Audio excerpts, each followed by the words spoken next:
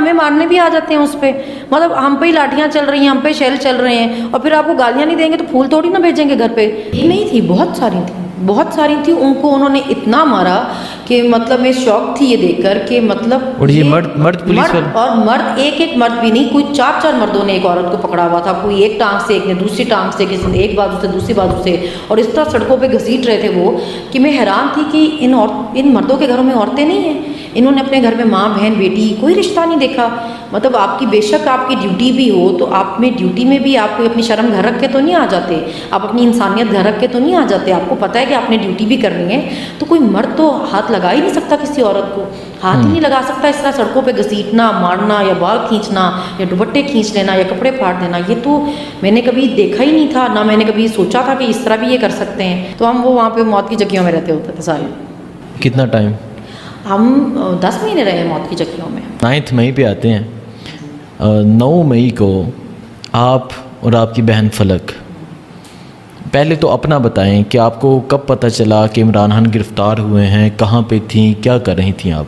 हम तो घर पे थे, और मैं इसी बात पे हैरान होती हूँ कि आपने इंस्टिगेशन के पर्चे किए हमें लोगों पर, हालांकि हमने तो खुद ये खबर टीवी पे देखी। खान साहब की अरेस्ट की खबर तो टीवी पे चली ना, वहाँ पे आपने सारे दिखाया। वो मैंने फुटेज तो नहीं बनाया कि खान को जिस तरह धक्के दे रहे थे या कॉलर से पकड़ रहे थे या जिस तरह दरवाजे और शीशे तोड़े कोर्ट के, तो इंप्रेशन ही आपने ये वीडियो बना के ये दिया ना कि आप उसको कहीं मारने के लिए लेकर जा रहे हैं। वो तो सारे पाकिस्तान ने टीवी पे देखा।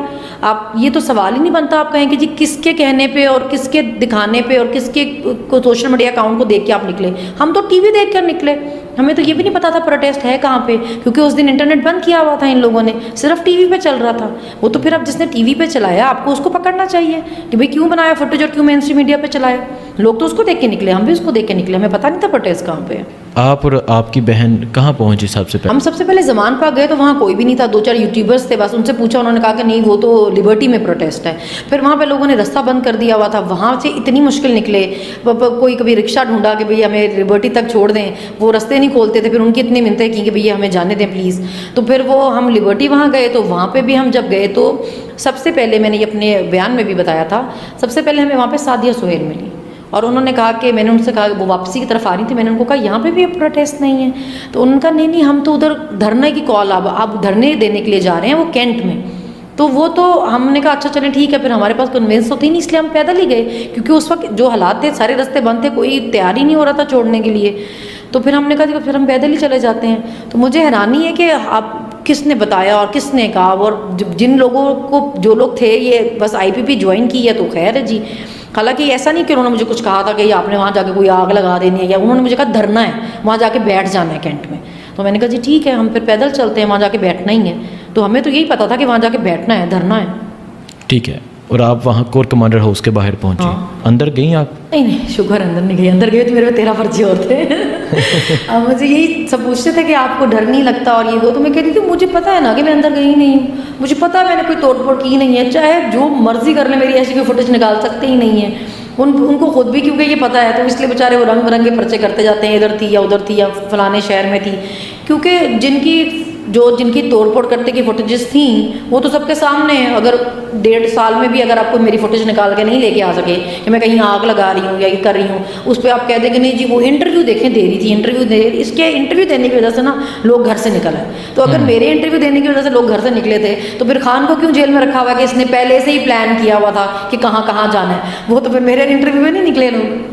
ठीक है, मीज़ा आप अंदर नहीं गई? नहीं मैं नहीं। अच्छा, आपने उस दिन बहुत सारी बातें की थी, बातें याद है आपने जो बातें? मैं हमेशा सख्त बातें करती हूँ, वो हालांकि सख्त बातें नहीं, वो फैक्ट्स हैं, पर लोगों को पता नहीं क्यों सख्त लग जाते हैं। मैं तो हमेशा सच ही बोलती हूँ। आपको याद है आपने क्या मैंने बिल्कुल ये कहा था कि हमें जब शेल पड़ रहे थे बहुत, और मुझे इस बात पर इरिटेशन हो रही थी कि घर हमसे दूर था कोर कमांडर हाउस, हम दूसरे मॉल वाली साइड पे थे, और जिस तरफ लोग सारे अंदर थे, मैंने ऑनेस्टली बताऊं मैंने किसी औरत को नहीं देखा अंदर जाते हुए। सारी औरतें एक साइड पे बैठी हुई थी, मॉल का जो बाहर जो था उस पे बैठी हुई थी, थर्ड एक्सिट पे बैठी हुई थी, और वहाँ सारी औरतें जमा थी और सारी शेलिंग वहीं हो रही थी। तो मुझे इसी बात पे हो रहा था कि जहाँ अंदर बंदे घुसे हुए आप वहाँ मरे जाके उनको बाहर निकाल लें, आप औरतों पे क्यों शेल मार रहे हैं सारे?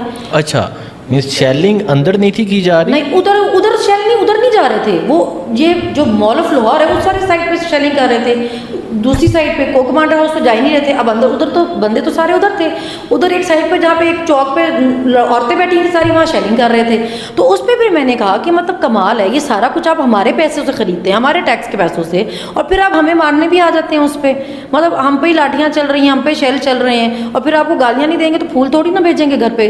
मतलब हालात के हिसाब से बंदा बात करता ना, फिर उस पर ऑफेंड हो जाते हैं कि जी बहुत सख्त बोल रही थी। सच लोगों को हमेशा कड़वा भी लगता है और सख्त भी लगता है। आपने क्या देखा था 9 मई को वहाँ पे? क्योंकि ये तहरीक इंसाफ की तरफ से कहा जाता है कि कुछ लोग आए थे जिन्होंने जाके अंदर जलाओ किया, आपने जो देखा था वो बताएं। जब सबसे शुरू में हम गए तो क्योंकि हम पैदल जा रहे थे तो इतना लंबा रास्ता था, ऊपर से गर्मी इतनी शदीद थी, तो हम पहले शुरू में ही जो पहला ही उसका वो चौक आया ना, हम वहाँ बैठ गए ना कि बस थक गए थे ऑब्वियसली। हम वहाँ बैठे तो मैंने बल्कि पानी भी मंगवाया, उनका सब कुछ बंद हो गया, वह दुकानें लोग ना बंद करके चले गए डर के मारे, तो पानी वगैरह किसी के पास था नहीं उधर वहाँ पे। उसी वक्त हमने अनाउंसमेंट सुनी डॉक्टर यास्मीन की कि वो लोगों को कह रही थी कि आप घर के अंदर मत जाएं, घर के अंदर मत जाएं। तो मतलब हमने बड़ा हैरान होकर देखा कि मतलब कौन सा घर और कहाँ लोग अंदर जा रहे हैं, क्योंकि हमें कोर कमांडर हाउस और जना हाउस का नहीं पता था, हमने कभी मतलब सुना ही नहीं था, ना गए थे ना पता था, बस इतना पता था कि मतलब कैंट जा रहे हैं। तो हमके पता नहीं कौन सा घर है जहाँ लोग अंदर चलेंगे, किसके घर में चले गए, तो हमने कहा चलो देखते हैं ना। तो जब हम गए तो वो तो जना हाउस लिखा हुआ था वहाँ पे बाहर ना, तो लोग उसमें अंदर जा रहे थे, लेकिन वहाँ खान साहब की बहनें भी थीं और वो लोगों को बड़ा सख्ती से डांट रही थी कि आप लोग क्यों अंदर जा रहे हैं और नहीं जाएं। पर प्रॉब्लम ये थी कि मुझे लीडरशिप में से कोई मेल लीडरशिप में से कोई नज़र नहीं आया जिसको बंदा कहे कि भाई आप जाके रोकें, क्योंकि ज़ाहिर बंदे थे सारे अंदर, औरतें तो जाके उनको नहीं रोक सकती थी ना। तो वो बाहर खड़ी बोल रही थी, चाहे डॉक्टर यास्मीन थी या खान साहब की बहनें थीं, वो बाहर मना कर रही थी लोगों को कि आप घर के अंदर नहीं जाएं। हम भी वहीं खड़े थे, हम भी देख रहे थे, मतलब मैंने किसी औरत को अंदर जाते हुए नहीं देखा। अगर मेरे वहाँ जाने से पहले कोई गई हो तो गई हो, मेरे सामने मैंने किसी औरत को नहीं देखा, बंदे ही थे जो थे। अब वो कौन थे कौन नहीं थे ये नहीं पता, क्योंकि बड़ी प्लान तरीके से वो मुँह शू कवर किए हुए थे उन्होंने। क्योंकि पीटीआई का लिए मैं हमेशा हंसती होती थी कि ये तो ऐसे प्रोटेस्ट करते हैं जैसे लोग वीकेंड मनाते हैं ना, हफ्ते में एक दफ़ा तो एक प्रोटेस्ट रख ही लेते हैं, फैमिली फेस्टिवल। हाँ, और उस तरह करते हैं और सब फैमिलीज आई होती हैं, कभी कोई हंगामा नहीं हुआ। तो अचानक एक दिन अगर आप किसी प्रोटेस्ट के लिए जा रहे हैं, वहाँ पे आगे लग जाएं और तोड़फोड़ हो जाए तो आप ऑब्वियसली उसके लिए प्रिपेयर नहीं होते कि मतलब ये क्या है। तो रास्ते में हमें बल्कि उन्होंने स्टिक्स भी तोड़ के दी कि हमें पता था कि आगे शेल पड़ने हैं, मैक्सिमम हम पुल तक जा सकते हैं, वहाँ से मार ही पड़नी है, वहाँ से वापस ही आना है। बल्कि मेरी अम्मी की भी कॉल आई तो मैं उनको कहने लगी अम्मा उन्होंने कौन सा हमें जाने देना है, हम वहाँ से पुल से अभी शेल वेल खा के आ जाते हैं अभी वापस। तो वो लड़कों ने बल्कि हमें स्टिक्स भी वहाँ से तोड़ के पकड़ाई कि अगर कोई शेल आ जाए पास तो अब आपके साथ ग्लव्स तो है नहीं, तो इससे दूर करिएगा स्टिक्स से ना, और थोड़ा बचिएगा, एहतियात कीजिएगा, मास्क वगैरह पहने और ये वो करके हम अपनी तरफ से मेंटली इसीलिए इस तरह प्रिपेयर किया था कि मारी खानी है आगे जाके और फिर वहाँ से ही सबने आ जाना है वापस। तो लेकिन आगे रास्ते ही खुले थे, कोई था ही नहीं, कोई सिक्योरिटी नहीं, कुछ नहीं, बस जाओ और आगे सब कुछ खुला था। 9 मई हो गया, उसके बाद आ जाता है 10 मई। तो 9 मई ये प्रोटेस्ट करके आप अपने घर चली जाती हैं, आपको नहीं था पता कि ये गिरफ्तारियां होंगी, ये कुछ होगा। फिर आप 10 मई को गिरफ्तार हुई हैं, आप 10 मई को कहाँ थी? अच्छा 10 मई को पता था गिरफ्तारियां हो रही हैं, क्योंकि 9 की रात जो उन्होंने लोगों के साथ किया वो सोशल मीडिया पे चलने लग गया था जिस तरह ये लोगों के घरों में घुसे। पर मुझे जैसे ये पता था कि मैंने कुछ किया नहीं ना, मुझे पता था कि मैंने कोई तोड़फोड़ की नहीं, मैंने कोई आग लगाई नहीं, तो मैं 10 को भी गई लिबर्टी गई तो वो 144 लगी हुई थी। तो मैंने उनको कहा जो पुलिस खड़ी थी ड्यूटी पर कि मैं तो मतलब अकेली हूँ, मतलब मैं 144 की वायलेशन कैसे है, मेरे साथ तो लोग ही नहीं है, तो मैं तो अकेली जाके बैठ रही हूँ। तो उन्होंने मुझे कहा हाँ ठीक है चले जाएँ। और जैसे मैं जाके बैठी हूँ तो वो उसी वक्त ही वो पूरी उनकी एक आगे फ़ौज खड़ी होकर पुलिस की एसपी की सुपरविजन में, वो एसपी फीमेल साथ थी खुद, और वो जी अरेस्ट करने पहुँची। तो फिर मैंने देखा भी अपने सामने जिस तरह जो थोड़ी बहुत औरतें कहीं से आई थी वो उनको जिस तरह मार रहे थे। फिर जब वो मेरी तरफ ही आए तो मैंने उनको कहा भाई मुझे कोई बिल्कुल भागने में शौक़ नहीं है, मैं आराम से जाके जहाँ पे भी अरेस्ट करके आप ले जाना चाह रहे हैं चलें, पर मुझे मेल में से कोई हाथ ना लगाए। तो वो जो फीमेल थी फिर वो कहने लगी ओके फ़ाइन, और फिर वो वहाँ से मेरी अरेस्ट हुई। मुझे था कि मैंने कुछ किया नहीं, तो मैं गई हुई थी, दूसरे दिन भी गई हुई थी। अच्छा, लिबर्टी चौक में देखा गया था कि खातून थे जिसे घसीट रहे थे? नहीं थी, बहुत सारी थी। उनको उन्होंने इतना मारा कि मतलब मैं शॉक थी ये देखकर कि मतलब, और ये मर्द पुलिस वाले, और मर्द एक मर्द भी नहीं, कोई 4 मर्दों ने एक औरत को पकड़ा हुआ था, कोई एक टांग से, एक ने दूसरी टांग से, किसी ने एक बाजू से दूसरी बाजू से, और इस तरह सड़कों पे घसीट रहे थे वो कि मैं हैरान थी कि इन मर्दों के घरों में औरतें नहीं हैं। इन्होंने अपने घर में माँ बहन बेटी कोई रिश्ता नहीं देखा। मतलब आपकी बेशक आपकी ड्यूटी भी हो तो आप में ड्यूटी में भी आप कोई अपनी शर्म घर रख के तो नहीं आ जाते, आप अपनी इंसानियत घर रख के तो नहीं आ जाते। आपको पता है कि आपने ड्यूटी भी करनी है, तो कोई मर्द तो हाथ लगा ही नहीं सकता किसी औरत को, हाथ ही नहीं लगा सकता इस तरह सड़कों पे घसीटना, मारना या बाल खींचना या दुपट्टे खींच लेना या कपड़े फाड़ देना। ये तो मैंने कभी देखा ही नहीं था, ना मैंने कभी सोचा था कि इस तरह भी ये कर सकते हैं। तो मेरे लिए तो बिल्कुल वो एक नई चीज़ थी, नई बात थी वो। ठीक है, उसके बाद वहाँ से आपकी गिरफ्तारी हो गई, हाँ। कहाँ लेकर गए? सबसे पहले ये हमें उधर गुलबर्ग लिबर्टी वाले थाने में लेकर गए, फिर वहाँ से थाना DHA लेकर गए A में। फिर उसके बाद डिटेंशन हमारी हुई 3 दिन की। वहाँ डिटेंशन से भी जेल गेट से निकले तो फिर अरेस्ट हो गए। वहाँ से हमें कह लें आप अबडक्ट किया क्योंकि केस कोई नहीं बताया हुआ था। फिर हमें चूंक थाने रखा 3 दिन, घर वालों को केस कोई नहीं बताते थे, ना प्रोड्यूस करते थे कोर्ट में। अच्छा, ये बताएं कि जब आपको अरेस्ट कर लिया उन्होंने, मीन्स जब आपको कहीं लेके जा रहे थे, तो हमेशा होता ये है कि हम पुलिस वालों से पूछते हैं हाँ जी कहाँ लेके जा रहे हैं, मेरा जुर्म क्या है, तो पुलिस वाले क्या कहते थे आप? वो कभी जहमत नहीं करते थे बताने की मेरे पे। मैं तो कोई 16 बार गिरफ्तार हुई हूँ, उन्होंने किसी एक दफ़ा बताने की जहमत नहीं की कि कहाँ लेके जा रहे हैं और कौन सा केस है और क्यों लेके जा रहे हैं। मैं तो एक दफ़ा मजिस्ट्रेट के पास भी गई तो मैंने उसको जाके कहा इनको एटलीस्ट इतना तो कह दें कि जब आ रहे होते हैं लेकर तो बता तो दे कि कहाँ लेकर जा रहे हैं और क्यों लेके जा रहे हैं। इनका काम नहीं बनता इन्फॉर्म करना। मतलब मेरी फैमिली को भी नहीं बताते थे। इस तरह कोशिश करते थे कि ना लॉयर्स पहुँच सके ना फैमिली पहुँच सके, इस तरह लेकर जाए ना इन्फॉर्म ना करें। तो हम तो जाके कोर्ट में शोर मचा देते थे। हम तो जज को कहते थे कि इस तरह नहीं होता, हमारे अगर लॉयर नहीं है फैमिली नहीं है, आप एक तरफ की बात सुन के तो नहीं फैसला दे सकते ना। कौन सी जेल में रही हैं आप? मैं लाहौर जेल में रही हूँ और सरगोदा जेल में रही हूँ और गुजरांवाला जेल में रही हूँ। ठीक है, लाहौर जेल में ऑलमोस्ट कितने मंथ, दिन नहीं कितने मंथ? हाँ, लाहौर जेल में हम सबसे ज़्यादा रहे हैं, कोई ऑलमोस्ट 11 मंथ्स रहे हैं।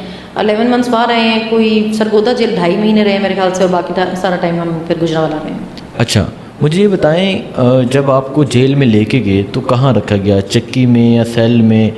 हाँ, वो चक्कियाँ ही थी जिसमें हम रहते थे, क्योंकि वो हमें पहले तो नहीं पता था कि वो चक्कियाँ हैं। हमारी जो वहाँ पे कोई एक हेल्पर थी हमने रखी हुई, तो वो मैं जेल का एक रूल है अगर आप तंग करें किसी को ना, कोई लड़ाई झगड़ा हो जाए तो वो चक्कियों में बंद कर देते हैं ना, चक्की बंद सजा होती है वो। तो वो मैं उसको तंग कर रही थी तो मुझे कहने लगी तुम बाज आओ। तो मैंने कहा कि नहीं तो तुम क्या करोगी, तुम मेरी शिकायत लगाओगे, मुझे चक्की बंद करा दोगी। तो मुझे कहती है तुम पागल तो नहीं हो। तो मैंने कहा क्यों, क्या मतलब? कहती तुम चक्कियों में ही रहती हो, वो जो जहाँ तुम रहती हो वो उसको चक्कियाँ ही कहते हैं, वो मौत की चक्कियाँ हैं। तो मैंने कहा तब हमें तब एक दफ़ा पता चला कि अच्छा हम चक्कियों में रहते हैं। तो उन्होंने हमें ये कहा हुआ था कि सेल्स में आप लोगों को नहीं रखना जी, क्योंकि पता नहीं कौन से कोई सिक्योरिटी रीजन है तो आप लोग चक्कियों में रहेंगे। तो हम वो वहाँ पे मौत की चक्कियों में रहते होते थे सारे। कितना टाइम? हम 10 महीने रहे मौत की चक्कियों में।